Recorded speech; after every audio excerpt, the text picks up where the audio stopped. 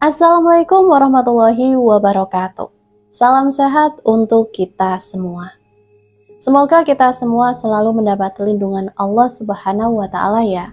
Diberikan nikmat sehat walafiat serta dimudahkan segala urusannya. Amin ya Robbal 'Alamin. Kesempatan kali ini Mimin akan membagikan satu cerita misteri. Seperti apa ceritanya? Mari kita mulai.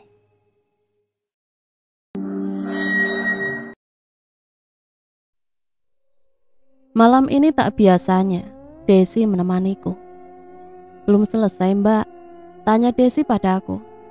Aku menoleh ke arahnya dengan senyuman. Belum, emang naskahnya rencananya mau mbak kirim kapan? Tanya dia lagi dengan berdiri di sampingku. 3 hari lagi mungkin.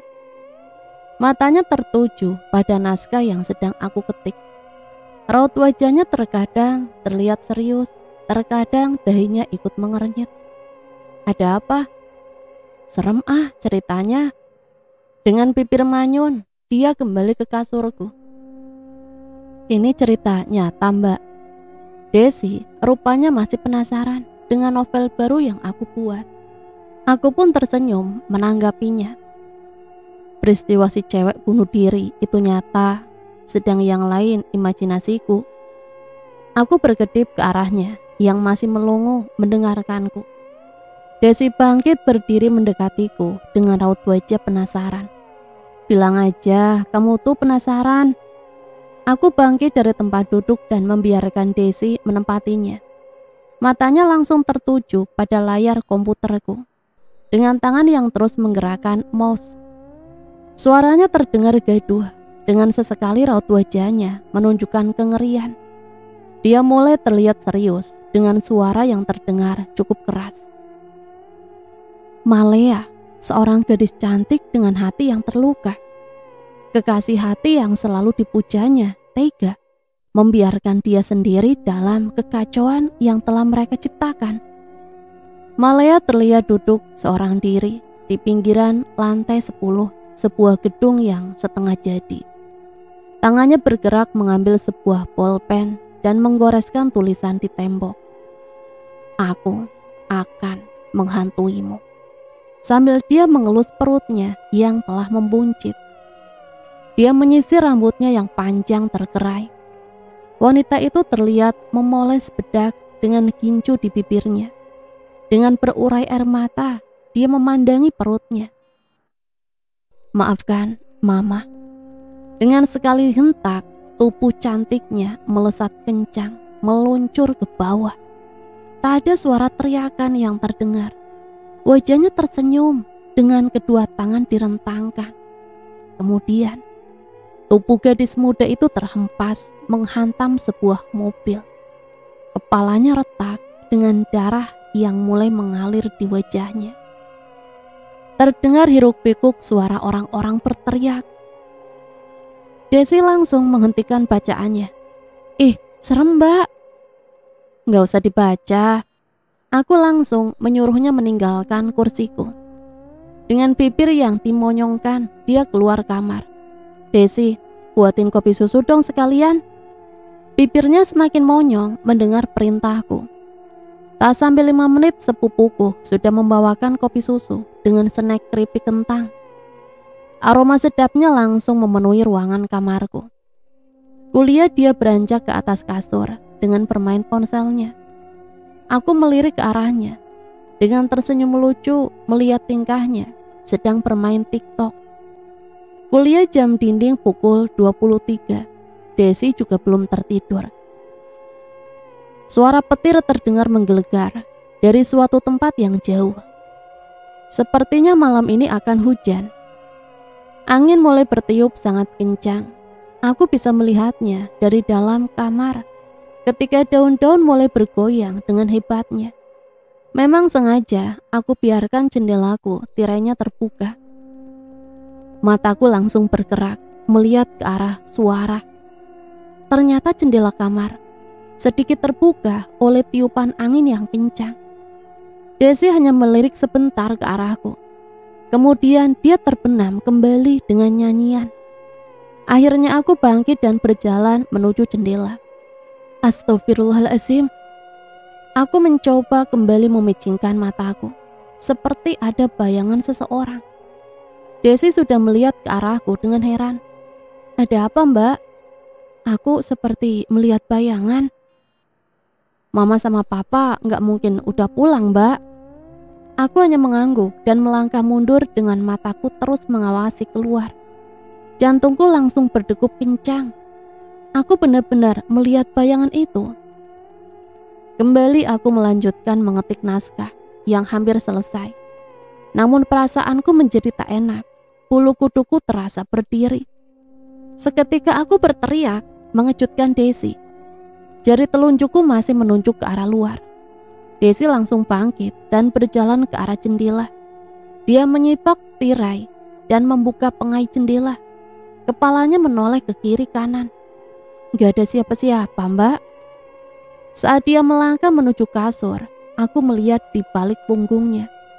Ada sekilas bayangan telah berdiri di luar terhalang korden. Rambutnya panjang tergerai dan seolah menatapku. Namun mataku samar menangkap bayangannya, seperti seorang perempuan. Kali ini aku tak berteriak, aku tak ingin membuat Desi ketakutan. Aku berusaha untuk bersikap wajar dan tenang. Desi masih menatapku. Sudah, tidurlah. Perintahku pada Desi, namun dia masih menolak. Aku mencoba melupakan sekilas bayangan tadi dan mulai serius berimajinasi kembali dalam hayalanku. Hujan kini mulai turun sangat deras. Suasana mencekam aku dapatkan sehingga mudah bagiku melanjutkan part terakhir novelku. Hingga aku merasakan ada seseorang yang sedang mengawasiku. Aku sedikit memberanikan diri, mengintip perlahan dari balik layar komputer. Sudut mataku sebelah kanan mulai melihat ke arah jendela. Dek, jantungku serasa dihantam sangat keras. Bayangan itu lagi. Aku berusaha memejamkan mataku dan melirik Desi. Dia sudah terlelap. Aku mulai merasakan udara dingin sempriwing di sekitar punggung belakang. Ku tutup mata dengan kedua jari dan aku beranikan diri melihat keluar. Alhamdulillah. Namun mengapa aku merasakan ada seseorang yang mengawasiku dari belakang punggungku? Angin dingin yang berhembus di sekitar leherku semakin membuat aku tak tenang. Perutku langsung terasa mual dan dadaku terasa sesak. Aku seolah tak bisa bernafas. Dengan perlahan aku menggerakkan kepalaku memutar ke belakang. Dan aku berteriak sangat kencang. Seraut wajah sudah menatap dekat di wajahku. Aku hanya bisa menjerit dengan tangan menutup kedua mataku. Kulihat wajah seorang gadis dengan sedikit darah mengucur dari kepalanya. Wajahnya sangat pucat dengan bibir kemerahan. Sontak Desi terbangun dari tidurnya dan menggoyangkan tubuhku dengan kepala tertidur di meja. Aku berteriak kencang ketakutan. Setelah sadar, aku seperti sedang bermimpi. Aku menoleh kiri kanan, namun tak mendapati gadis muda yang membuatku bergidik. Namun aku yakin ini bukanlah mimpi. Hanya suatu awal permulaan dari sebuah misteri. Pagi ini mataku masih terasa berat, mengantuk. Buru-buru aku terbangun dan bergegas untuk mandi dan sholat subuh. Aku lihat Desi masih tidur terlelap. Desi, panggilku hampir berteriak. Apaan sih, Mbak? Gak sholat. Desi hanya menggelengkan kepalanya. Kembali ku goyangkan bahunya. Akhirnya Desi bangkit dan duduk menatap wajahku. Tahu gak, semalam kayak ada cewek yang terus mengawasiku, Des. Cewek? Emang siapa? Aku hanya mengangkat bahuku. Baru kali ini aku merasakan hal aneh. Selama menulis beberapa cerita horor, tak pernah aku merasakan ketakutan seperti tadi malam. Sudahlah. Aku pun beranjak pergi ke dapur dan kulihat Desi sudah bersiap berjalan ke kamar mandi. Tak seberapa lama Desi sudah terlihat cantik dan harum. Terdengar pintu depan rumah diketuk. Bergegas aku berjalan ke arahnya. Aku mulai membuka pintunya sedikit dan melihat seorang pria muda, keren dan tampan sudah berdiri di depan pintu. Ganteng banget nih cowok, pikirku langsung melesat kemana-mana. Hai, Desi langsung menyambutnya dari balik punggungku. Aku pun berbalik ke arahnya dengan tatapan mata penuh tanya. Teman kamu? Iya mbak, namanya Radit. Lelaki itu mengumbar senyum manisnya. Desi menepuk bahuku. Aku ke kampus dulu mbak. Dia melambaikan tangannya. Rumah ini kembali hening dan sepi.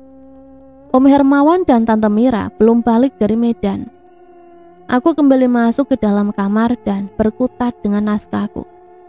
Seketika aku sangat terkejut saat aku meraih file dengan judul Malaya. Tak kutemukan. Aku mulai mencarinya dengan berselancar di pencarian draft. Namun tetap tak kutemukan juga. Kedua tangan memegang kepalaku yang mulai terasa nyut-nyutan. Aku mulai panik dan tegang hingga emosiku mulai meluap. Aku berusaha untuk bersikap tenang dengan sesekali mengambil nafas perlahan. Tiba-tiba mesin printer berbunyi. Mataku langsung beralih mengamatinya. Kemudian beberapa lembar kertas mencetak sendiri. Aku hanya terus melihat tanpa ada keinginan untuk beranjak berdiri dari kursi. Dengan terdiam, aku mengawasi beberapa lembar kertas yang terjatuh. Aku akhirnya penasaran dan bangkit dari tempat dudukku. Tanganku langsung memungut beberapa lembar kertas yang berserakan di lantai. Dalam lembar pertama, aku hanya mendapati noda merah. Kemudian aku beralih pada lembar kedua. Ada beberapa bercak merah, bahkan hampir memenuhi isi lembaran kertas itu. Mataku sempat tercekat dan tertuju pada sebuah tulisan. Aku akan menghantuimu. Sontak aku terkejut hingga kertas yang aku pegang berhamburan. Aku langsung bergidik dengan mataku menebar ke seluruh ruangan. Siapa yang berbuat ini? Bukankah ini kalimat yang persis dengan tulisanku pada novel Malaya? Sejenak aku berpikir. Belum sampai mataku berkedip, aku melihat sekelebat bayangan. Astagfirullahaladzim. Gila, bayangan siapa itu? Benakku penuh dengan beberapa pertanyaan. Leherku mulai merinding, diikuti dengan sekujur tubuhku. Perasaanku mulai tak karuan. Bergegas aku berjalan mendekati jendela dan membuka kunci pengaitnya. Sengaja aku membuka lebar agar pikiranku sedikit terlepas dari beban di kepalaku. Aku mencoba mengabaikan bayangan itu dan kembali duduk di kursi dan mulai mengetik. Namun judul itu tak kudapatkan dalam folderku. Seperti ada yang telah menghapusnya. Sontak pikiranku kalut dan kacau. Aku langsung menyandarkan tubuhku dengan mata yang terus menatap ke arah layar komputer. Pikiranku langsung kosong. Sedetik pun aku tak bisa berpikir. Aku menghembuskan nafas dengan kesal, lalu bangkit dan menuju kamar mandi. Segera aku mengguyur kepala dan tubuhku dengan air. Berkali-kali aku menyiram kepalaku yang terasa panas. Namun seketika aku menghentikan guyuran air di kepalaku. Di saat telingaku seperti mendengar sesuatu. Seperti suara gelas atau piring yang beradu dengan sendok. Kembali telingaku pasang lebar-lebar. Suara itu terdengar makin jelas. Siapa? Pikirku. Tanpa melanjutkan kembali, aku bergegas mengenakan pakaian. Belum selesai aku berpakaian, kembali terdengar suara tangisan bayi. Tangisan bayi? Jantungku semakin berdetak lebih kencang. Ini masih pagi, mana ada setan? Bisikku dalam hati. Namun kembali aku mendengar suara tangisan bayi. Aku mencoba membuka pintu dengan sangat pelan. Sambil menahannya dengan kaki dan tangan, aku mencoba untuk mengintip ke ruang dapur. Seketika aku menutup mulutku yang ingin berteriak. Aku melihat seseorang berdiri di belakangku, berpakaian merah. Kuberanikan diri sekali lagi melihat ke arahnya. Dari ujung rambut hingga kaki, rambutnya hitam, lurus, tergerai panjang. Sepatu merah, desisku terbata-bata. Aku mulai ketakutan, kengerian mulai mencekamku. Aku yang panik langsung bersandar di belakang pintu. Aku mencoba mengatur nafasku yang naik turun. Tiba-tiba, sesuatu menghantam pintu kamar mandi berulang kali. Aku sempat tersentak dan beringsut mundur menjauhi pintu. Tubuhku mulai menggigil ketakutan. Belum hilang perasaan yang mencekam, suara itu terdengar lagi. Gigiku mulai berbunyi gemeretak. Saat itu yang kuingat hanyalah istighfar. Sesaat kurasakan kondisi mulai sunyi kembali. Aku membiarkan cukup lama, hingga timbul keberanianku untuk keluar. Kuputar gagang pintu, dan setelah terbuka, aku menoleh kiri kanan. Tak ada siapapun. Bahkan tak ada gelas atau piring di atas meja makan. Bergegas aku lari ke kamar dan mengganti pakaianku. Aku harus keluar rumah, pikirku. Belum sampai aku mengancing celana jeans yang aku pakai, tiba-tiba pintu kamarku berderit pelan. Aku melirik, jemari tangan dengan kulit putih pucat membukanya perlahan. Sontak jantungku seolah berhenti. Aku melihat rambutnya yang hitam menutupi wajahnya.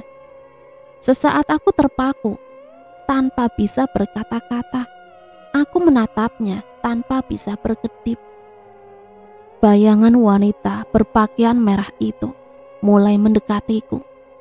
Kakiku tak bisa bergerak, apalagi untuk berlari.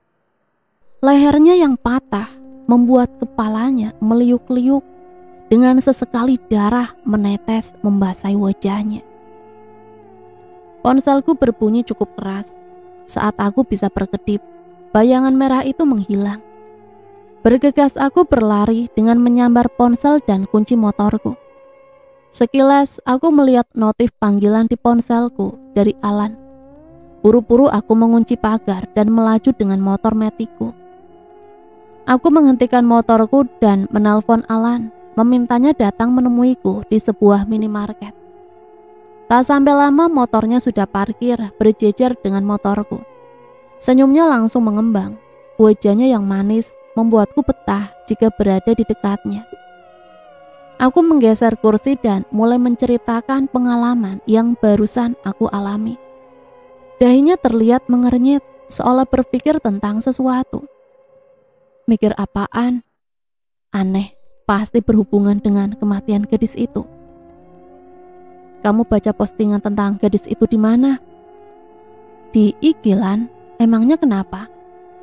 Aku sangat yakin jika ada yang salah dengan kematiannya. Entah itu apa. Aish, kamu malah nakutin aku. Kami berdua terdiam dan aku kembali menceritakan jika seluruh naskahku hilang. Bahkan printerku jalan sendiri. Dan di kertas itu ada sebuah tulisan yang sama persis di novelku. Aku akan menghantuimu. Raut wajah Alan terlihat serius. Dia pun memintaku untuk menunjukkan beberapa postingan tentang gadis itu. Alan membacanya tanpa bersuara. Namanya Askia.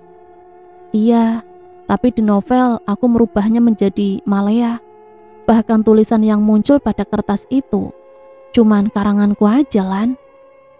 Mungkin ada hal lain hingga dia mengganggumu. Aku melenguh kesal, tak tahu harus berbuat apa. Tahu ah, terus nasib novelku bagaimana nih? Di email yang kamu kirim kemarin masih ada kan? Tinggal ngulang dikit lagi aja. Kami berdua akhirnya memutuskan pergi menuju kampus. Sedang aku masih terbayang, pakaian merah dengan sepatu merah. Dan rambutnya yang hitam tergerai. HP-ku berbunyi. Ternyata dari Desi. Assalamualaikum. Waalaikumsalam mbak. Kok belum pulang? Bentar lagi Des. Sebenarnya malam ini aku enggan pulang ke rumah Om Hermawan. Tapi aku kasihan dengan Desi yang sendirian. Bergegas aku menaiki motor dan langsung tancap gas menuju rumah. Tak sampai 20 menit, aku sudah sampai di depan pagar rumah. Terlihat lampu teras dan dalam rumah sudah benderang. Terdengar suara pagar yang kudorong pelan. Tiba-tiba Desi sudah menepuk punggungku. Sontak aku terkejut, sedang dia langsung tertawa terbahak melihatku yang setengah meloncat. Mbak, takut apaan sih? Kok sampai segitunya? Tahu ah, tadi pagi pacar baru kamu. Dia hanya mengerjapkan matanya beberapa kali dengan tersenyum lebar. Tumben kamu pintar, godaku. Ganteng ya. Aku menjawab dengan anggukan. Ketika hendak berjalan ke dalam kamar, aku berhenti sebentar. Mataku menerawang dapur dan sekitarnya.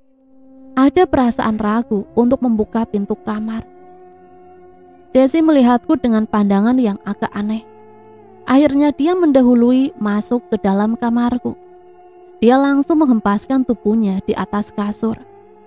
Aku mencoba untuk bersikap wajar dan tenang. Setelah meletakkan ransel dan jaketku, mataku tertuju pada beberapa lembar kertas yang berhamburan di lantai. Buru-buru aku meraihnya agar Desi tak membacanya. Mataku sempat tercekat. Bahkan aku mencoba untuk menatap kertas-kertas itu berulang kali. Namun tak ada noda merah atau tulisan seperti yang aku baca tadi pagi. Aku termenung sesaat hingga Desi menyadarkanku. Aku sedikit gelegapan menatapnya dan langsung kusambar handukku untuk bergegas ke dalam kamar mandi. Terdengar suara lirih pintu depan diketuk seseorang. Sepertinya Desi sudah berlari ke ruang depan. Bergegas aku keluar dari kamar mandi. Sekilas aku mendengar percakapan Desi dengan seseorang. Setelah berganti pakaian, aku mencoba ke depan. Ternyata pacar Desi yang datang. Dia langsung menyalamiku. Tubuhnya tinggi besar dengan wajah perpaduan Eropa dan Jawa. Pintar kali Desi cari pacar, gumamku. Aku kembali ke dalam kamar. Belum sampai aku menutup pintu, listrik tiba-tiba padam. Buru-buru aku keluar kamar dan hampir menabrak Desi yang sedang mencari lampu emergensi. Mbak, bikin kaget aja. Aku tak berani kembali ke dalam kamar dan lebih memilih bermain ponsel di teras depan rumah. Di jalan terlihat ramai anak-anak kecil bermain kegirangan. Lumayanlah daripada sepi. Aku pun berselancar ke emailku. Aku mencari beberapa email yang aku kirim ke Alan. Yes, tak sengaja aku mengepalkan tanganku dengan kegirangan. Hanya tinggal menambahkan beberapa plot yang kemarin. Hatiku cukup terobati. Tiba-tiba aku mencium bau bunga kenanga. Baunya sangat harum. Hingga mataku sengaja melirik ke arah Desi dan Radit dan mencoba mencari sumber harum itu. Dengan berjalan menuju pagar, masih tercium sangat harum di rongga hidungku. Sekilas aku menatap beberapa bunga anggrek yang menempel di pohon mangga yang terletak di samping rumah. Dalam kegelapan, aku masih bisa melihat warnanya yang ungu bercampur putih. Tiba-tiba bunga itu bergerak-gerak sendiri. Aku yang tak sadar, bukan malah menjauh, namun malah semakin mendekatinya. Pandanganku menjadi nanar, seolah aku melihat seorang gadis sedang memainkan ranting-ranting bunga anggrek. Aku langsung mengerjapkan mataku, seolah tak percaya. Aku mencoba menatapnya kembali, namun sosok gadis itu telah menghilang. Mbak, ngapain di situ? Teriak Desi mengagetkanku. Aku buru-buru melangkahkan kakiku menuju teras dan berbincang-bincang sebentar dengan Radit dan Desi. Kok nggak nyala-nyala sih lampunya? Ucapku dengan kesal. Kami bertiga akhirnya duduk di teras dan bau harum itu mulai menusuk hidungku. Mataku langsung melesat ke segala arah. Raut wajah Radit sedikit keheranan melihatku. Tiba-tiba wajah Desi tertunduk dalam diam, tanpa gerakan sama sekali.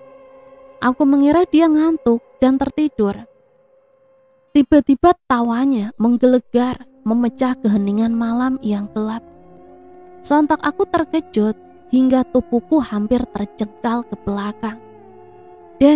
Desi, teriakku dengan menggoyang tubuhnya.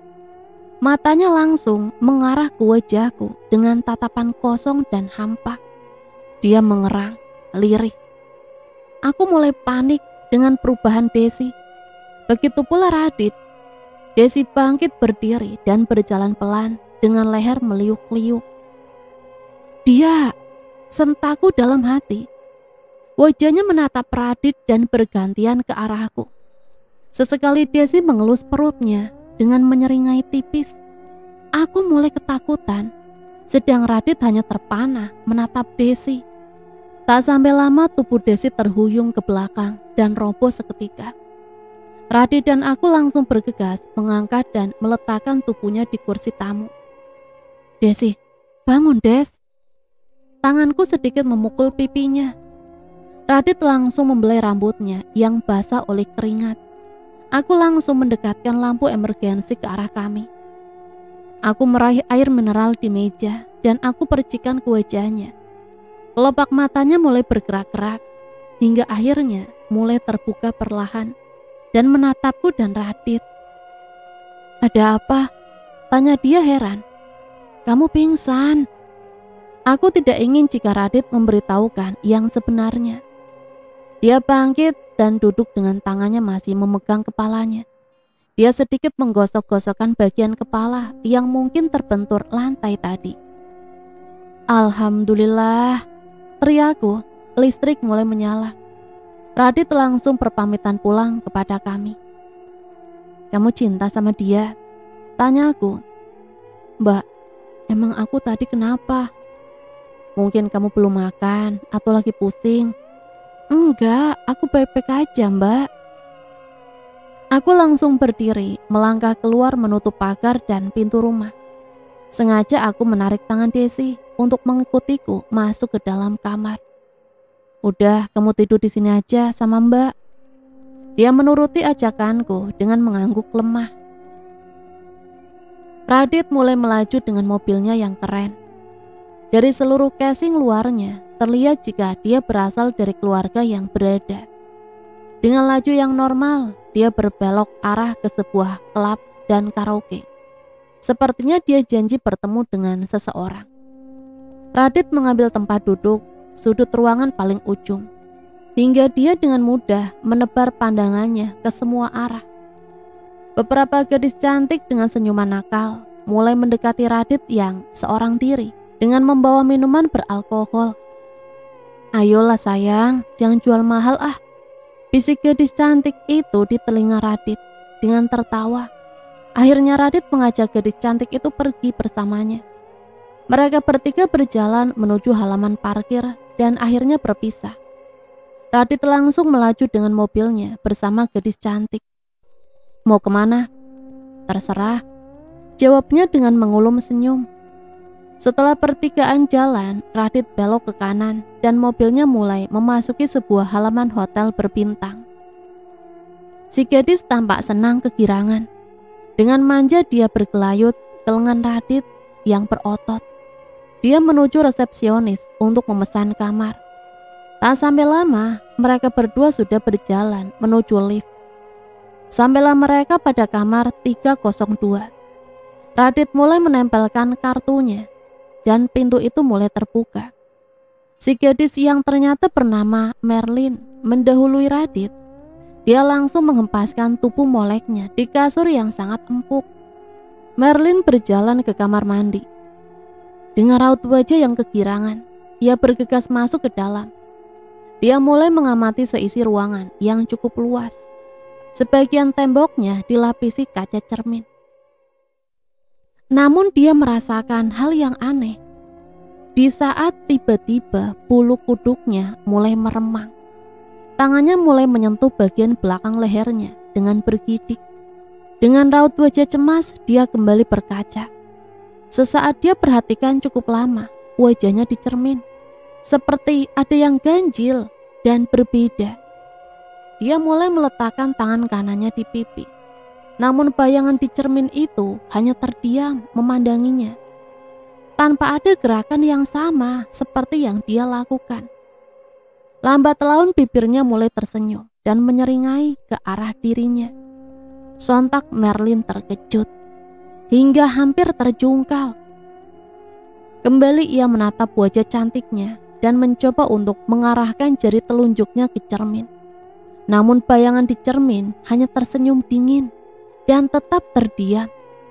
Merlin semakin panik. Buru-buru dia ingin keluar dan mencoba membuka pintu, namun terkunci rapat. Dengan memberanikan diri, Merlin kembali mengamati wajahnya. Namun wajah itu malah melotot ke arahnya dengan berurai air mata darah. Dan lehernya tiba-tiba terantuk ke belakang dengan sedikit bergoyang-goyang. Merlin berusaha untuk berteriak kencang, namun suaranya tertutupi oleh ruangan itu yang kedap suara. "Radit!" Kemudian dari luar pintu, "Merlin!" teriak Radit yang mulai tak sabar. Wajahnya mulai kesal menunggu gadis cantik itu yang belum keluar dari kamar mandi. Sudah 10 menit lebih Radit berjalan menuju kamar mandi yang ternyata terkunci dari dalam. Dia sedikit mengetuk pintu. Pintu itu akhirnya terbuka. Namun Merlin belum juga keluar. Dengan penasaran Radit masuk ke dalam. Dia melihat Merlin hanya mengenakan pakaian dalam dengan rambut yang basah. Mata Radit langsung menebar ke seisi ruangan. Pantulan bayangannya terlihat jelas di kaca yang mengelilingi ruangan itu. Radit mulai mendekati tubuh Merlin yang terdiam dengan menatap kaca cermin di depannya. Namun gadis itu tetap terdiam. Dia mulai memegang telapak tangan Radit yang menyipak rambutnya. Dengan perlahan, wajahnya menatap ke arah Radit. Tiba-tiba, mata Merlin mulai berdarah dengan menetes perlahan membasahi hidung dan pipinya. Sontak Radit terkejut dan melepaskan pegangan tangannya. Merlin, kau kenapa?" "Radit." Merlin memanggilnya dengan suara yang lirih. Tangannya melambai seolah mengajak Radit untuk mendekati dirinya. Namun Radit seperti melihat sesuatu bayangan di kaca. Dengan memberanikan diri, dia melihat dan betapa terkejutnya. Dia melihat sosok berbaju merah yang ada di cermin. Sedang yang ada di hadapannya adalah Merlin. Radit semakin ketakutan. Semerbak bau bunga kenanga mulai memenuhi ruangan itu. Semakin menebar aroma yang mencekam. Siapa kau?" "Kau lupa aku, Radit." Dia berdiri tepat di bawah air yang mengucur deras. Sontak Radit terbelalak saat melihat air yang jatuh ke lantai. Air itu berubah warna menjadi merah. "Merlin, please, jangan main-main denganku." "Kau yang bermain-main denganku." Radit langsung bergegas membuka pintu kamar mandi, namun tetap terkunci. Wajah Merlin semakin mengeluarkan darah yang sangat kental. Bau anyir menyeruak bersamaan dengan bau harum kenanga. Tatapan Merlin sangat tajam dan begitu dingin. Sorot matanya menggambarkan kemarahan. Seketika Radit menyadari siapa yang ada di hadapannya. Kau!" Aku lihat Desi sudah terlelap. Mataku melirik ke arah monitor dan meraih kursi yang tak jauh dari aku berdiri. Masih dengan perasaan yang tak tenang, aku mulai membuka layar komputer. Sengaja aku mengabaikan sedikit kejadian yang menimpa Desi. Namun aku tahu jika gadis berbaju merah itu yang merasukinya. Mataku melihat sebuah nama folder, novel Malaya. Buru-buru aku membukanya dan ternyata naskah itu masih tersimpan. Aneh. Aku meraih ponsel dan mencari nama seseorang. Aku mengirim pesan padanya. "Assalamualaikum Lan, naskahku nggak jadi hilang. Tiba-tiba nama folder itu muncul lagi. Waalaikumsalam. Baguslah. Aku melanjutkan kembali mengetik naskahku yang sempat tertunda. Ada notif masuk di ponselku. Aku langsung membukanya. Alan mengirimkan sebuah screenshot kejadian meninggalnya Askia. Aku langsung mengamati dan membaca semua gambar yang dia kirim. Kamu harus datang ke rumahnya, Ren. Aku? Iya, aku temani. Daerahnya nggak jauh kok. Kapan? Lusa. Oke. Aku meletakkan kembali ponselku di atas meja. Dengan semangat aku pun duduk dengan menatap layar komputerku. Seolah mataku tak mampu aku alihkan. Aku melihat bayangan yang muncul dari layar. Malea, desisku. Tubuhku langsung bergidik dan aku hampir terjungkal dari kursi. Matanya menatapku sangat tajam. Dengan pandangan hampa, aku mencoba untuk bangkit perlahan dari kursi, untuk berdiri. Namun saat aku ingin memutar balik badanku, Malea sudah berdiri memandangku. Seketika aku berteriak, "Pergi kamu, setan, pergi kamu!" Teriakku dengan perlahan mundur beberapa langkah darinya. Aku sengaja tak menatap wajahnya. Desi, Desi. Aku menarik ujung spray, berharap agar dia bangun. Badannya mulai mengeliat dengan sebelah mata mengintip, mengitari ruangan. Dan akhirnya, pandangan matanya menemukan diriku yang berdiri terpaku. Mbak, nunjuk siapa sih? Ujarnya dengan bengong. Matanya menatap penuh tanya ke arahku. Masih dengan memalingkan wajahku, aku menunjuk ke arah kursi yang tergeletak di lantai. Mata Desi mengikuti arah telunjuk dengan raut wajah yang keheranan. Nggak ada apa-apa, Mbak. Kepalaku langsung celingukan. Mataku mengitari seluruh ruangan. Ternyata gadis itu sudah menghilang. Perasaanku langsung ambyar, malas untuk melanjutkan sisa naskah terakhir. Dengan gontai dan perasaan campur aduk, aku menghempaskan badanku di kasur. Desi menatapku dengan bibir yang manyun. Aku sengaja meraih ponselku dan mengirim pesan WA ke Alan. Alan, barusan dia menghantuiku lagi. Aku benar-benar takut nih. Kalau begitu besok aja kamu aku antar ke rumahnya. Besok? Iyalah, pasti ada sesuatu hingga kamu dihantui olehnya. Oh ya Ren, cerita kamu yang nyata hanya sebatas kematiannya kan? Iya, aku hanya tahu dia ditemukan terjun dari gedung lantai 10 dalam keadaan sedang hamil. Diduga dia bunuh diri. Hanya itu Lan, lainnya aku menggunakan imajinasiku. Besok pagi kamu siap-siap Ren, jam 6 udah aku jemput ke rumah. Oke. Alan datang tepat waktu, bahkan lebih cepat 10 menit dari jam yang kami tentukan. Aku yang sudah siap langsung berpamitan pada Desi. Des, aku pulang malam kayaknya. Jangan malam-malam, Mbak. Dia merengek seperti anak TK. Suruh Radit temani kamu. Radit, mulai semalam nggak ada balas pesanku atau telepon. Mungkin dia lagi tidur atau lobet. Udah ya, kasihan tuh sama Alan. Aku langsung bergegas menaiki mobil yang dipinjam Alan dari ayahnya. Alan langsung tancap gas menuju luar kota. Sebuah kota yang tak terlalu jauh dari Surabaya, yang kami tempuh dengan jarak kurang lebih 2 jam. Lan, tuh cewek matinya bunuh diri di sekitar Surabaya. Mungkin dia mendatangi pacarnya, atau mungkin dia bekerja di sana. Aku manggut-manggut, membenarkan pendapatnya. Mobil kami melintasi beberapa desa dan perkampungan yang padat. Hingga sebuah tugu selamat datang, kami mencoba bertanya pada salah satu warga. Permisi Pak, mau tanya rumah almarhumah Askia di mana ya? Lelaki itu langsung menunjuk sebuah rumah berwarna biru yang letaknya tak jauh dari tempat kami berhenti. Oh iya Pak, terima kasih. Mobil kami memasuki pekarangannya yang cukup luas. Buru-buru kami turun dan mengetuk pintu yang terbuka lebar. Assalamualaikum. Waalaikumsalam. Jawab seorang wanita setengah baya. Dia langsung menghampiri kami dengan raut wajah heran dan penuh tanya. Benar, ini rumah almarhumah Mbak Askia, Bu. Seketika raut wajahnya langsung berubah. Dia seolah enggan menerima kami. Aku yang menangkap keraguan langsung memperkenalkan diri kami berdua. Maaf Bu, saya Renata dan ini teman saya Alan.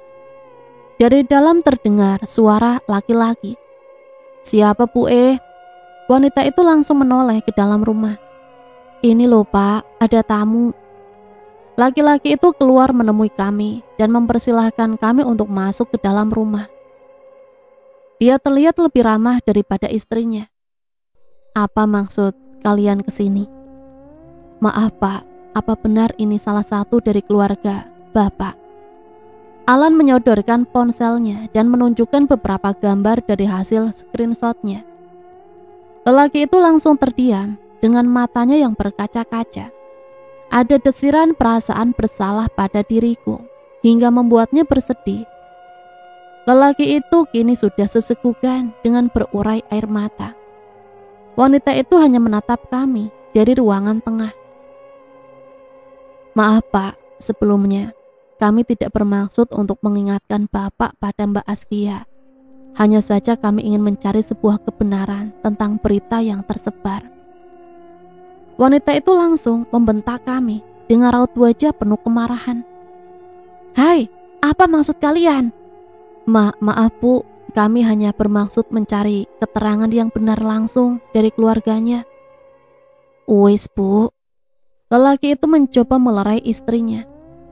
Kami hanya ingin tahu Pak, apakah Mbak Askia meninggal bunuh diri? Dan apa yang menyebabkan dia sampai berani mengambil keputusan itu? Iya, berdasarkan dari penyelidikan, dia memang bunuh diri. Lelaki tertunduk dengan menyembunyikan kesedihan di raut wajahnya. Apa mungkin dia bertengkar dengan pacarnya? Sepertinya ndak, pacarnya juga sudah diinterogasi polisi. Semua murni bunuh diri. Kami berdua saling berpandangan. Kasus ini menjadi buntu. Tiba-tiba dari arah belakang, wanita itu melempar beberapa foto-foto Askia di meja. Kami sempat terhenyak dan aku meraih satu lembar fotonya. Ih, aku langsung bergidik, ternyata memang dia. Aku mendengar pembicaraan Alan yang meminta identitas pacar Askia. Kami berdua pun bangkit untuk berpamitan dan menyalami mereka. Aku memasukkan 2 lembar foto ke dalam jaketku. Pacar Askia itu namanya Romi, dia anak Surabaya. Dulu satu kerjaan dengan Askia di Jakarta. Aku terus mengamati foto Askia, sepertinya berada di kawasan wisata luar negeri. Kemudian aku menunjukkan salah satu fotonya ke Alan. Ini seperti sebuah desa yang terkenal di Belanda, Ren. Coba aku cek Google. Ya, desa itu memang ada di Belanda. Emang kerjaan pacarnya apa? Entahlah Ren. Pikiranku langsung larut dalam bayangan sosok Askia. Mengapa dia terus menghantuiku? Aku melihat jam di ponsel, sudah hampir jam 2 siang. Alan langsung mengajakku balik ke Surabaya dan mencari sebuah alamat yang diberikan oleh keluarga Askia. Hingga kami berhenti di sebuah gang sempit yang mobil tak bisa masuk. Nggak salah Lan. Sepertinya benar deh. Aku heran dan ragu jika pacar Askia tinggal di gang yang sempit. Melihat beberapa foto Askia berpelesiran ke beberapa kota di luar negeri. Setidaknya dia adalah orang kaya. Aku menunggu Alan di dalam mobil. Terlihat dia berbicara dengan seseorang. Bagaimana? Dia bukan asli sini, baru sebulan dia pindah, tapi nggak ada yang tahu kemana. Kepalaku langsung berdenyut. Aku kira semua akan cepat selesai hingga menemukan titik temu. Kau tak tanyakan bagaimana ciri-ciri perawakannya? Katanya sih, tinggi besar, kulit kuning langsat dengan wajah yang ganteng, dan ada tai lalat di sekitar janggut. Banyak Lan, pacar Desi pun masuk kriteria itu. Sepertinya yang menanyakan kejadian Askia itu bukan hanya kita, tapi ada juga orang lain. Mungkin bisa juga intel wartawan atau siapa saja. Hanya saja Romi sepertinya juga ikut menanyakan, "Dari mana kamu tahu?" Aku menanyakan ciri-ciri Romi pada ibu itu dan katanya dia turun dari mobil mewah. Aku langsung tertegun dan mencermati setiap kalimat yang meluncur dari bibir Alan. Dia sendiri. Menurut ibu itu ada orang lain di dalam mobilnya, yang jelas Romi duduk di bagian sopir. Rumah mewah berlantai 2 yang terletak di kawasan elit terlihat lenggang dan sepi. Seorang wanita setengah baya dengan penampilan serba mahal bergegas menuruni anak tangga dengan tangan kanannya menggenggam sebuah ponsel. Suara wanita itu terdengar cukup nyaring, dengan raut wajahnya terlihat cemas, tengah memanggil seseorang. "Waras!" teriaknya memanggil sopir pribadinya. Dengan langkah yang tergopoh-gopoh, lelaki tua itu menghampiri dan berdiri di sampingnya. "Ayo berangkat ke rumah sakit." "Rumah sakit mana, Nyonya?" "Rumah sakit internasional." Buru-buru mereka memasuki mobil dan melaju cukup cepat memecah keramaian malam kota Surabaya. Notifikasi pesan WA masuk ke ponselnya. "Mama sudah ke rumah sakit, masih di jalan," bilang sama anak manja itu. "Jangan mencoreng nama keluarga." Wanita itu hanya membaca pesan terakhir yang masuk tanpa membalasnya. Setibanya di rumah sakit, dia bergegas turun dan langsung menghampiri ruang resepsionis. Perawat yang berjaga terlihat menunjuk sebuah ruangan padanya. Berjalan cepat, dia menuju sebuah kamar di ruang VIP. Tangannya membuka pintu dan melihat anaknya sudah tergeletak di atas kasur pasien dengan tangan diinfus. "Radit, kamu kenapa? Di mana otak kamu, Dit? Papamu marah sama mama, dikira mama tak bisa mendidik kamu. Jika wartawan tahu, malu, Dit.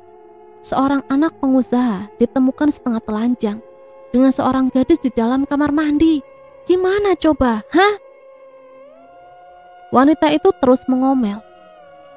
"Papa kamu salah satu kandidat yang mau dijadikan pejabat pemerintahan. Sadar, Dit, kelakuan kamu bisa mencoreng dan menghancurkan semuanya." Radit hanya memalingkan wajahnya. Dia terlihat geram dengan segala omelan mamanya. Raut wajah wanita itu tampak kesal. Dia menelpon seseorang. "Romi, kamu jaga Radit." Suaranya terdengar tegas dan ketus. "Mama besok pagi harus menemui papa kamu. Ada pertemuan dengan beberapa kolega. Pesawat mama jam 10. Malam ini kamu ditemani sama Romi." Dan wanita itu pun berlalu begitu saja. Di sebuah hotel berbintang, terlihat seorang pria mondar-mandir tak tenang. Walau dia sudah berumur, namun ketampanan wajahnya tak mampu tertutupi oleh usia. Badannya masih terlihat kencang dengan perut yang masih rata, tidak membunjit seperti kebanyakan pria-pria usia di atas 50. Terdengar suara ketukan pelan di pintu kamar. Dia hanya menoleh tanpa beranjak untuk bangkit berdiri. Kini matanya beralih pada ponselnya. Dengan sesekali tangannya terlihat sibuk memijit. Kali ini terdengar lagi ketukan di pintu kamar. Pria itu menoleh sekali lagi, hingga akhirnya dia melempar ponselnya di kursi dan beranjak bangkit, kemudian berjalan menuju pintu. Kepalanya celingukan kiri kanan dengan mata yang menebar ke seluruh area. Namun dia tak mendapati seorang pun, hingga matanya tertuju pada sekuntum bunga kenanga yang tergeletak persis di hadapannya. Pria itu dengan raut wajah heran hanya memperhatikan tanpa berniat untuk mengambilnya. Dia langsung menutup pintu kembali dan berjalan menuju balkon. Dia berdiri dengan memasukkan kedua tangannya ke saku celana, seolah dia sedang menanggung beban yang berat. Wajahnya terlihat lelah dan matanya memerah karena mengantuk. Dia mengabaikan soal ketukan di pintu kamarnya, hingga dia mendengar gemericik air mengalir yang berasal dari kamar mandi. Sejenak dia terdiam dan membalikkan badannya. Dia merasakan ada seseorang yang sedang berada di dalam kamar mandi. Kamar mandi itu sekelilingnya terbuat dari kaca tak tembus pandang. Matanya langsung terbelalak dan menatap tajam saat ada bayangan seorang wanita sedang berdiri di bawah pancuran shower. Kedua tangannya bergerak naik ke atas kepalanya, dengan sesekali membelai rambutnya yang panjang. Pria itu semakin melongo dengan raut wajah keheranan. Siapa dia? Hatinya penuh tanya. Tanpa berkedip, dia terus memperhatikan bayangan wanita itu. Tangannya terus bergerak naik turun di badannya, seolah menggoda pria tampan itu untuk semakin mendekatinya. Dia mencoba melangkah perlahan mendekati. Dengan sesekali hidungnya mengendus bau harum bunga kenanga. Dirinya sempat terhenti sejenak. Ada keraguan di benaknya. Namun rasa penasaran membuatnya terus melangkah dan menggeser perlahan pintu kamar mandi. Sontak dia terkejut, lantainya terlihat kering. Tak ada seorang pun di dalamnya. Dia mencari ke seluruh kamar, namun nihil. Sosok wanita itu tak didapatinya. Pria itu langsung mendekati meja kecil dan menelpon resepsionis. Dia melaporkan kejadian yang baru saja dia alami. Pihak hotel menyarankan pindah ke kamar lain, namun pria itu malas untuk berpindah tempat. Oh ya, nanti kalau istri saya, Pratiwi datang, tolong langsung antar ke kamar dan persilahkan dia untuk masuk. Aku mau tidur. Pesan lelaki itu melalui telepon kepada resepsionis. Kembali dia duduk di pinggiran ranjang. Dia melepas kemeja dan celana panjangnya dan hanya mengenakan kaos kutang dan celana pendek. Dia langsung masuk ke dalam selimut dan memejamkan matanya yang mengantuk berat. Belum selang 5 menit, antara sadar atau tidur, dia merasakan ada sesuatu yang lembut membelai ujung kakinya. Perlahan belayan itu semakin naik ke lututnya dan semakin naik lagi hingga batas pahanya. Pria itu semakin menikmati sentuhan lembut dan dingin itu, hingga akhirnya dia tersadar jika di kamar itu dia hanya seorang diri. Pria tampan itu langsung terbangun dan kepalanya ikut masuk menyeruak ke dalam selimut.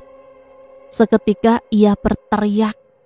Pria itu langsung menghempaskan bantal guling yang berada di dekatnya dan langsung bangkit berdiri. Matanya langsung tercekat, memandang ke atas kasur. Buru-buru dia berlari mengambil sebilah belati, pengupas buah. Bulu kuduknya langsung berdiri. Dengan sekujur badannya mulai merinding. Semilir angin dingin berhembus ke seluruh pori-pori badannya. Siapa kamu? Keluar! Terdengar suara tawa melengking panjang memekakan telinga. Kemudian hening, tak terdengar apapun. Tiba-tiba shower kamar mandi mengucur deras. Air panas yang keluar membentuk embun pada dinding kaca. Mata pria itu semakin melotot dengan wajah yang menegang. Seluruh ruangan kamar mandi menjadi berkabut. Dia mencoba melangkah mendekati dinding kaca dari arah luar kamar mandi. Sesuatu menampar dinding kaca dengan sangat keras, hingga dia melompat mundur dengan mata yang terus mengawasi. Tergambar telapak tangan yang membekas pada dinding kaca itu. Kemudian, kedua telapak tangan terlihat menempel pada dinding kaca yang semakin tebal berkabut. Bibir pria itu mulai bergetar hebat. Detak jantungnya mulai tak berirama normal. Detaknya semakin kencang. Hingga lambat laun dari sela-sela jari yang menempel di kaca yang berembun menetes darah. Dari tetesan darah itu dia dikejutkan oleh seraut wajah yang menempel di sela kedua tangannya. Pipi kanannya terlihat menyentuh dinding kaca itu. Dengan kedua mata melirik ke arah pria tampan di hadapannya. Bibirnya mulai tersenyum sinis dan wajahnya mengeluarkan tetesan darah dari sela-sela rambut hingga kedua telinganya. Kaca itu tak lagi bersih dan tertutup oleh embun. namun kini berwarna merah pekat. "Kak, kau!" Kini darah itu membentuk sebuah tulisan, Hendra Wijaya. Pria itu hanya bisa berteriak tanpa terkendali, dengan langkah berlari menuju sudut jendela, hingga dia tersandung dan jatuh tersungkur ke lantai. Matanya sekilas menangkap bayang wanita berpakaian merah yang melintasinya. Buru-buru dia bangkit dan berdiri. Wanita itu terus melangkah mendekati Hendra. Dengan ketakutan pria itu menghunuskan belati ke arahnya. Jemari tangan wanita berbaju merah itu melambai ke arahnya, seolah menyuruh Hendra untuk mendekat. "Kak, kau, jangan mendekat, pergi." Dengan ketakutan dan perasaan yang sangat panik, Hendra berlari ke arah wanita berbaju merah itu. Dia langsung menerkam dan menghujani wanita itu dengan hunusan belati ke beberapa bagian badannya. Wanita itu langsung limbung dan roboh. Lenguhan dari jeritan kesakitan wanita itu terdengar, tak mampu menyadarkan Hendra, hingga beberapa petugas hotel merobohkannya. "Pak Hendra, sadar Pak!" teriak beberapa orang di sekitarnya. Tangannya berlumuran darah, hingga akhirnya dia jatuh pingsan. "Cepat, angkat Bu Pratiwi, bawa ke rumah sakit, cepat!" Teriakan beberapa orang hotel yang panik melihat kejadian berdarah di kamar itu. Romi berdiri di samping Radit dengan sesekali melihat ke ponselnya. "Aku malam ini juga harus ke Jakarta." "Ada urusan apa, Rom? Mama kamu masuk rumah sakit, bro." "Hah?" Wajah Radit langsung berubah. Buru-buru dia turun dari kasur, namun lengannya ditarik oleh Romi. "Ada apa?" Bu Pratiwi ditikam oleh Pak Hendra. Mata Radit mendelik menatap Romi. "Aku harus urus semuanya di Jakarta sebelum terendus wartawan, bro." Radit hanya bisa terbengong dengan segala pertanyaan meracau di kepalanya. "Papa menikah Mama, kenapa?" Radit berteriak kesal. "Apalagi ini? Aku sudah pesan tiket ke Jakarta, bro." Radit langsung terduduk di pinggiran ranjang. Banyak yang dipikirkannya saat ini. Aku melihat arloji, sudah jam 11 malam. Kasihan Desi, pasti belum tidur, menungguku. "Lan, cus pulang yuk." Alan terlihat mengurangi kecepatannya. Bau wangi bunga kenanga semakin melesat jauh ke ujung rongga-rongga hidungku. "Alan, bulu kuduku berdiri." Alan berusaha untuk bersikap lebih tenang daripada diriku. Sesekali mulutnya komat kamit. Aku merasakan seperti ada seseorang yang sedang mengawasiku dari arah jok belakang. Namun aku tak berani untuk melihatnya, apalagi sampai membalikkan badan. "Lan, coba tengok belakang, apa ada seseorang?" Dan dengan perasaan mencekam, aku memberanikan diri menoleh ke belakang. Alhamdulillah, gumamku dalam hati. Mungkin hanya perasaanku saja yang terlalu terobsesi tentang Malea atau Askia.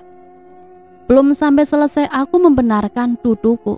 Dari spion luar, aku melihat dia sudah tersenyum tanpa ekspresi menatapku. Aku berteriak mengagetkan Alan hingga dia menghentikan laju mobil. "Apaan sih, Ren?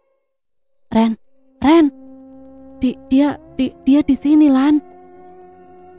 Alan melihat seorang gadis berbaju merah dengan rambut sedikit menutupi wajahnya. Kedua matanya sedang menatap tajam ke arahnya.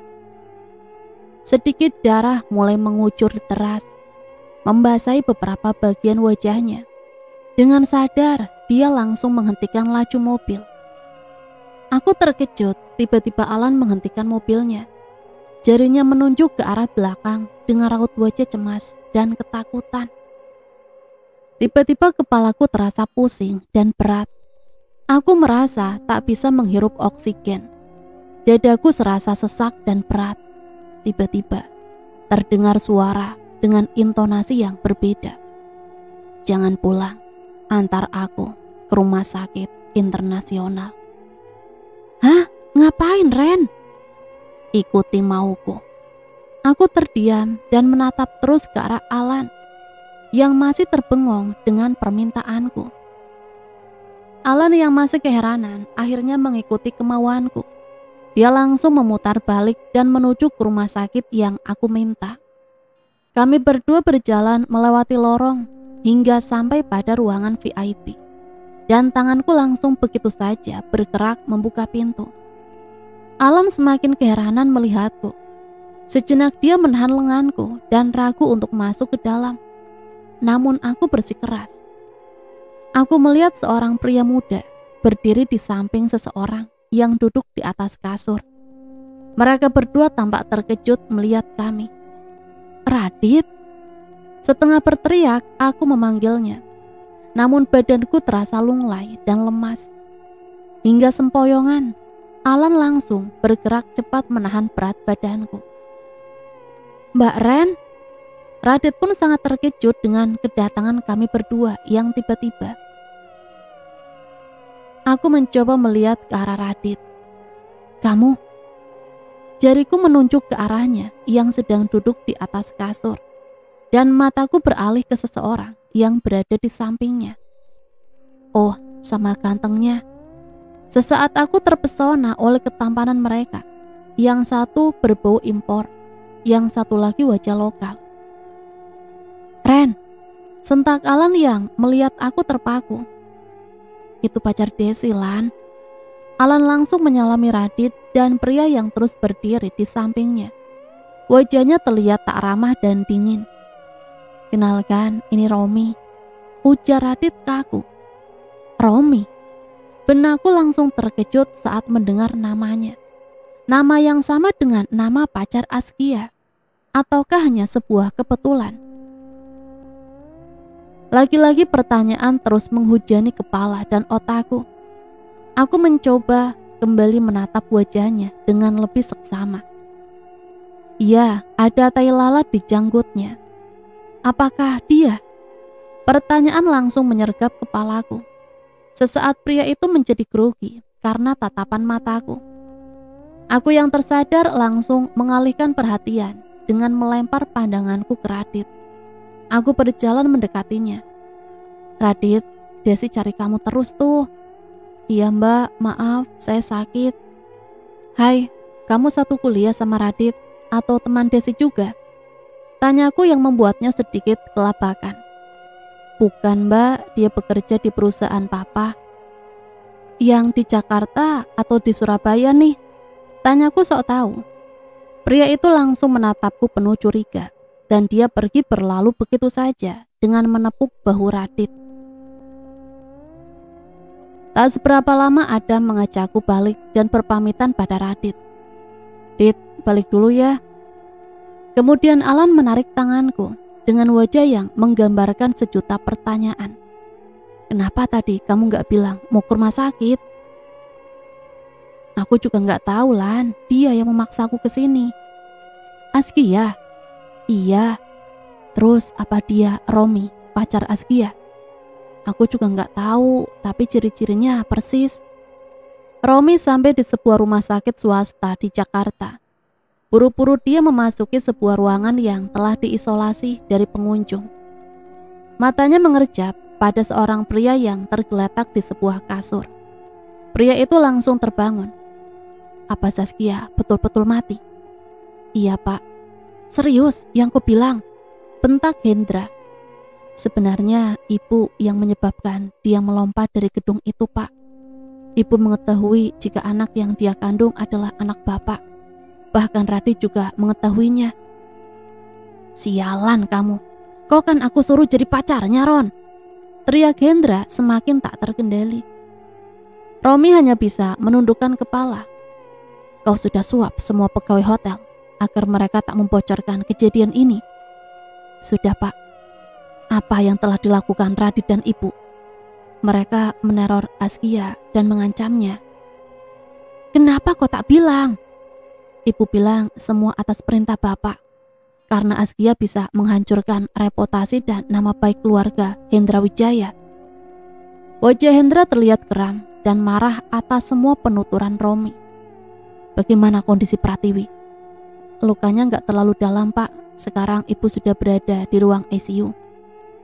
Hendra termenung sesaat. Kalian semua brengsek. Kini si Askia menghantuiku, bahkan membuatku hampir membunuh Pratiwi. Lelaki itu semakin gusar dan cemas. Dia takut jika kejadian yang baru saja dia alami akan menimpanya lagi.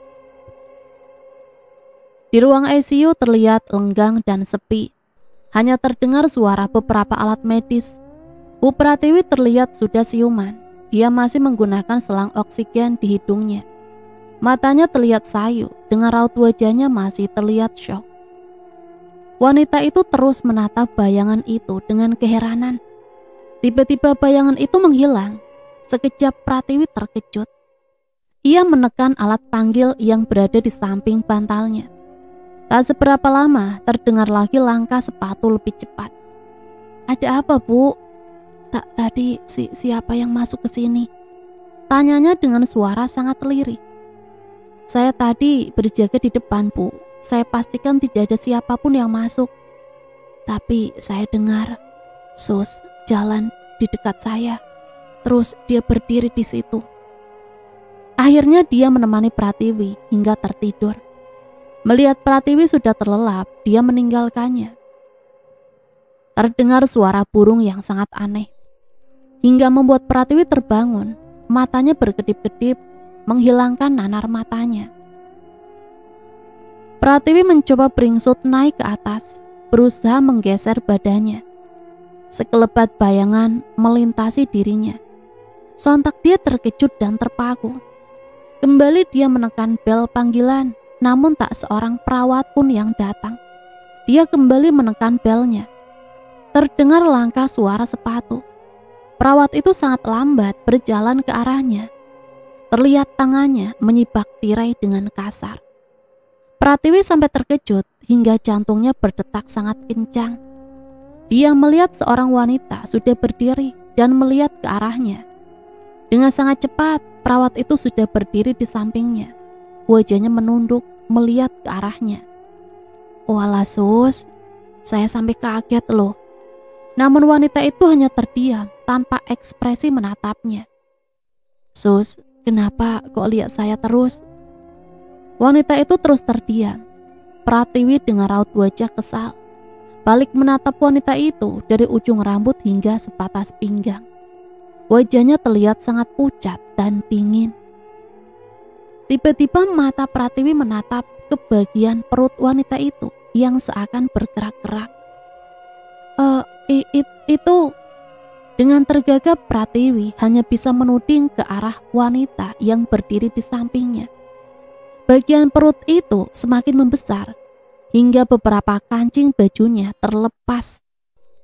Pratiwi berteriak makin ketakutan. Siapa kamu? Tawanya melengking tinggi dan panjang hingga wajahnya lambat laun berubah menjadi wajah seseorang yang dikenalnya. Askia. Tangan Pratiwi bergetar hebat sambil terus menunjuk ke arah sosok gadis itu. Kau, bukannya kau sudah mati? Suster. Pratiwi semakin panik. Dia berusaha untuk berteriak sekencang mungkin, namun tenggorokannya terasa tercekat. Pratiwi yang panik dan ketakutan semakin berteriak histeris. Dia berusaha untuk bangkit berdiri, namun tubuhnya terasa lemas. Suster! Darah mulai menetes dari luka jahit di beberapa bagian perutnya. Romi meninggalkan ruangan Hendra Wijaya. Dia membiarkan bosnya untuk beristirahat. Ia berjalan menuju lorong rumah sakit yang menghubungkan jalan menuju ruang ICU. Dia berhenti sejenak dan menyalakan rokok. Teringat dalam bayangannya saat bosnya menyuruh untuk menjadi pacar pura-pura Askia. Pratiwi seorang wanita kelas atas yang selalu berpikir semua masalah bisa selesai dengan uang. Dia sangat berambisi dengan kekuasaan dan kekayaan. Bahkan jauh sebelum Romi menjadi pacar palsu Askia, dia sudah mengetahui hubungan suaminya. Namun yang dia pikirkan bukanlah hati dan perasaannya, tapi nama baik dan martabat keluarga jika sampai Hendra Wijaya menikahi Askia. Tiba-tiba hidungnya terlihat kembang kempis. Matanya menangkap sosok bayangan wanita itu lagi, sedang mengamatinya dari dalam dinding kaca. Romi tak berani menatapnya. Dia bergerak mendekati pintu, berharap ada seseorang membantunya. Tiba-tiba dengan sangat mengejutkan, wanita itu sudah berdiri di sampingnya. Romi terkesiap dan melangkah mundur. Askia, bukan aku yang meneror kamu. Semua atas perintah Bu Pratiwi, Kia. Wajah Romi memelas, berharap belas kasihan Askia. Yang meracuni kandunganmu bukan aku, Kia. Semua perintah Bu Pratiwi dan Radit. Sekejap Askia menghentikan tawanya yang melengking. Matanya menatap tajam ke arah Romi. Askia meneteskan air mata. Kemudian air mata itu berubah menjadi tetesan darah. Askia berteriak menggetarkan jiwanya. Hingga Romi merasakan dirinya tak bernyawa. Matanya seolah memutih tanpa kornea. Jiwanya kosong sesaat. Romi masih merasakan jiwanya melayang di udara. Ia merasa tak menginjak lantai rumah sakit. Namun badannya terasa terus membawa jiwanya yang kosong menuju sebuah ruangan. Tanpa mengganti pakaian dan sepatu khusus ruang ICU, dia masuk ke dalam ruangan. Tak ada seorang perawat yang terlihat berjaga. Hanya ada 1-2 orang perawat memberi tindakan pada seorang pasien di tirai paling ujung. Dengan langkah gontai tak bertenaga, Romi mendekati Pratiwi. Teriakan terdengar lirih. Dia terkejut dengan keadaan Romi. Kau bikin aku terkejut. Tanpa banyak kata, Romi mengulurkan kedua tangannya dan membekap mulut Pratiwi. Wanita itu memberontak sekuat tenaga. Badannya mengelinjang dan kemudian melemas. Tak ada lagi kekuatan yang mampu menahan kekuatan tangan Romi. Seorang perawat yang melihatnya langsung berteriak histeris. Dia berusaha mencegah Romi, namun perawat itu jatuh tersungkur. Beberapa perawat berlarian memanggil pihak keamanan. 3 perawat mencoba menahan tangan Romi, namun kekuatan mereka tak mampu mengalahkan Romi yang sudah kesetanan. Saat badan Pratiwi lemas tanpa perlawanan, Romi akhirnya melepaskan bekapan di mulut Pratiwi. Romi seperti orang linglung dan akhirnya dia terduduk lemas tanpa dia pernah menyadari apa yang sudah dilakukan terhadap orang yang sudah memberikan kehidupan yang layak. Pihak keamanan langsung meringkus Romi yang pikirannya masih kosong. Tatapan matanya terlihat hampa menerawang jauh. Di waktu yang bersamaan, tepat pukul 3 pagi, Hendra tertidur nyenyak. Tiba-tiba pintu kamar terbuka dengan sendirinya. Lambaian tangan Askia mengelus lembut pipi dan rambut Hendra Wijaya. Sontak membuat dirinya bangkit dari tidur dan duduk di pinggiran ranjang. Suasana hatinya benar-benar kacau dan kalut. Dia masih marah mengingat penuturan Romi. Kehidupan rumah tangganya dengan Pratiwi sudah lama mati. Mereka bertahan hanya demi kekuasaan dan kekayaan. Matanya beralih pada pintu kamar yang terbuka lebar. Dia mencoba berjalan perlahan keluar. Rintik hujan mulai menyirami bumi. Saat ini dia berada pada lantai 3 di penghujung lorong. Dia melihat seorang wanita berpakaian merah, rambutnya panjang terurai. Askia. Wanita itu tersenyum dengan kedua tangannya terus melambai pada pria tampan itu. Kesadarannya telah kabur oleh bisikan lembut wanita yang pernah membuatnya merasakan berjiwa muda dan penuh gairah. Dia semakin larut dalam imajinasinya dan terus mengikuti lambaian tangan Askia. Dalam pikirannya saat ini, Askia terlihat begitu cantik, ditambah senyum nakalnya. Sosok itu sesekali membelai perutnya dengan wajah yang menyeringai. Tatapan matanya semakin memabukkan Hendra. Dia semakin linglung. Kakinya kini berada di pinggiran pagar besi. Wajah Hendra tersenyum melihat Askia yang terus melambaikan tangan mengajaknya pergi. Tiba-tiba badan Hendra Wijaya sudah terbaring ke tanah yang beraspal. 1-2 orang yang melihat langsung berteriak histeris. Beberapa orang langsung mendekati. Badan Hendra yang sudah terkapar penuh darah. Bagian kepalanya retak dengan kaki dan tangan yang patah.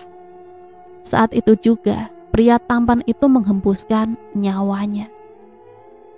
Di atas tatapan Askia tampak kosong dan sosoknya kian lama kian menghilang diterpa sinar mentari pagi. Desi buru-buru mengangkat ponselnya. Radit. Setelah menerima telepon dari Radit, dia langsung bergegas mengganti pakaiannya. Mbak, bangun mbak. Ayo mbak anterin Desi ke rumah sakit. Apaan sih Desi?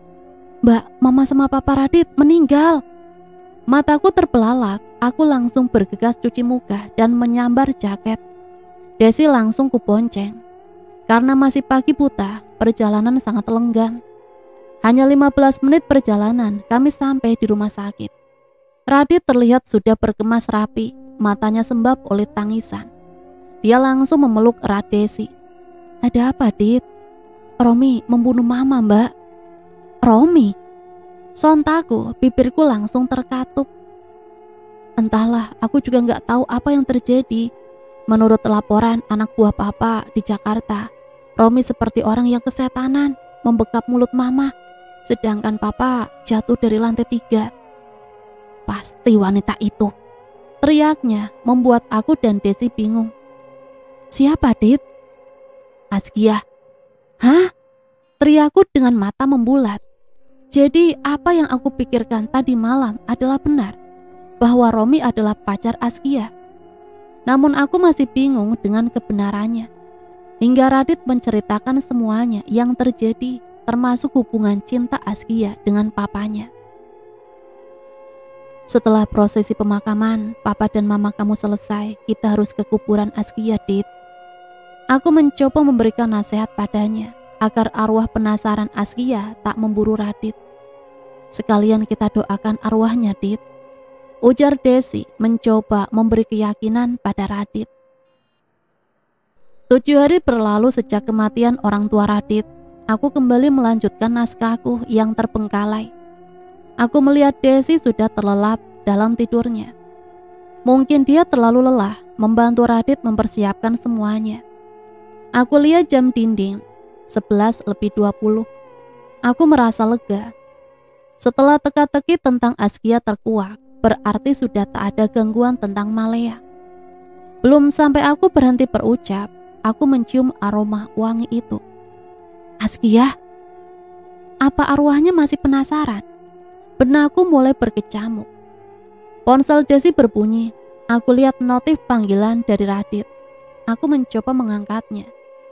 Suara dari seberang terdengar ramai. Bahkan aku pasang telingaku agar bisa mendengar dengan jelas. Hingga terdengar suara laki-laki dari seberang. Halo, selamat malam. Malam. Apa Anda mengenal saudara Radit? Iya Pak, ada apa? Saudara Radit mengalami kecelakaan di jalan. Mobil yang dikendarainya menabrak sebuah truk kontainer. Seketika ponsel Desi terlepas dari genggamanku. Sontak aku terduduk lemas. Dengan mata nanar, aku menangkap bayangan Askia. Dan cerita selesai sampai di sini. Semoga cerita ini bisa menemani hari-hari teman-teman semua ya.